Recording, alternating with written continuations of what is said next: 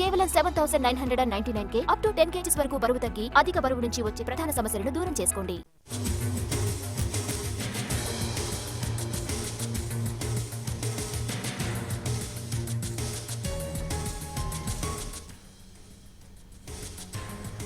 కడప బాలిక హత్య కేసులో మిస్టరీ వీడింది. పరువు హత్యగా తేల్చారు పోలీసులు. ఆమె అన్నలే చంపినట్లు నిర్ధారించారు.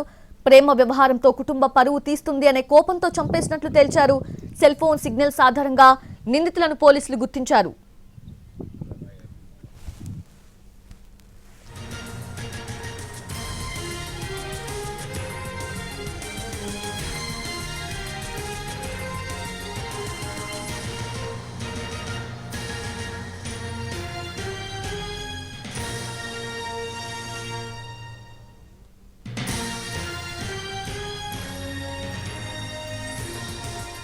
కడప బాలిక హత్య కేసులో మిస్టరీ వీడింది. పరువు హత్యగా పోలీసులు తేల్చినట్లుగా సమాచారం అందుతోంది.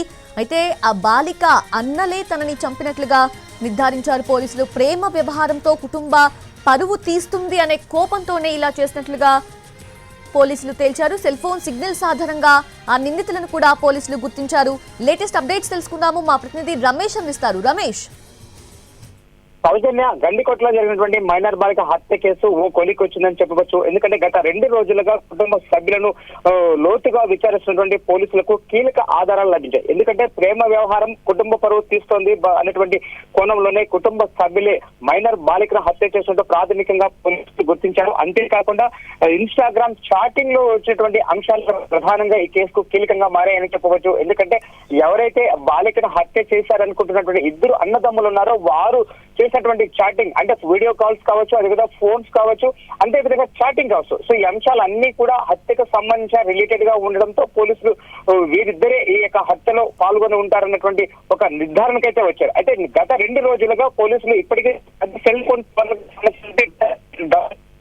సేకరించారు. అందులో వీళ్ళ పాత్ర ఆ రోజు హత్య జరిగిన రోజు, అంటే గత సోమవారం వైష్ణవి హత్య జరిగిన రోజు వీళ్ళు ఎక్కడెక్కడ ఉన్నారు అన్న కోణంలో కూడా పోలీసులు విచారణ కొనసాగిస్తున్నారు. అందుకు సంబంధించినటువంటి కీలక ఆధారాలు సైతం ఇప్పుడే పోలీసులు సేకరించినట్టు తెలుస్తుంది. అయితే ఇన్స్టాగ్రామ్ కు సంబంధించినటువంటి కాస్తంత చాటింగ్ కావచ్చు, అదేవిధంగా వీడియో కాల్స్ కు సంబంధించినటువంటి సమాచారం ఇంకా రావాల్సింది. కాకపోతే గత 2 రోజులుగా విచారిస్తున్నటువంటి పోలీసులకు మాత్రం కీలక ఆధారాలు లభించినట్టు ఉన్నాయి. సో ఈ నేపథ్యంలో గత వారం రోజులుగా 2 తెలుగు రాష్ట్రాల్లో సంచలనంగా మారినటువంటి మైనర్ బాలిక హత్య కేసు అయితే మాత్రం ఓ కొలిక్కి వచ్చిందని చెప్పవచ్చు. సౌజన్య, రమేష్, సొంత చెల్లి హత్యకు సంబంధించి 3 నెలల క్రితం నుంచే రెక్కీ నిర్వహించినట్లుగా కూడా సమాచారం అందుతోంది. అందులో నిజమెంత?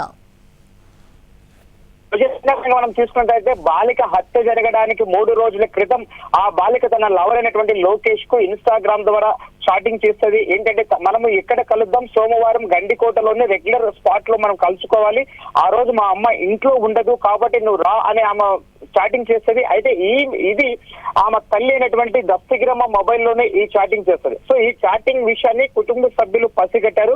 గతంలో కూడా, అంటే గత 2-3 నెలల నుంచి కూడా మైనర్ బాలిక, అదేవిధంగా ఆమె లవర్ అయినటువంటి లోకేష్ రెగ్యులర్ గా వీళ్ళు గండికోటలోనే ఒక రహస్య ప్రదేశంలో కలుస్తూ ఉంటారు. ఈ విషయాన్ని ముందుగా పసిగట్టినటువంటి కుటుంబ సభ్యులు సో ఎలాగైనా సరే గతంలో వీళ్ళని 8 మాటలు మందలించినప్పటికీ కూడా వాళ్ళు ఒక పద్ధతిగా దారికి రాకపోయేసరికి సో ఇద్దరిని కూడా మట్టు పెట్టాలన్నటువంటి ఒక ఆక్రోశానికి లోనైనట్టు తెలుస్తుంది. అందులో భాగంగానే అనేక సార్లు, అంటే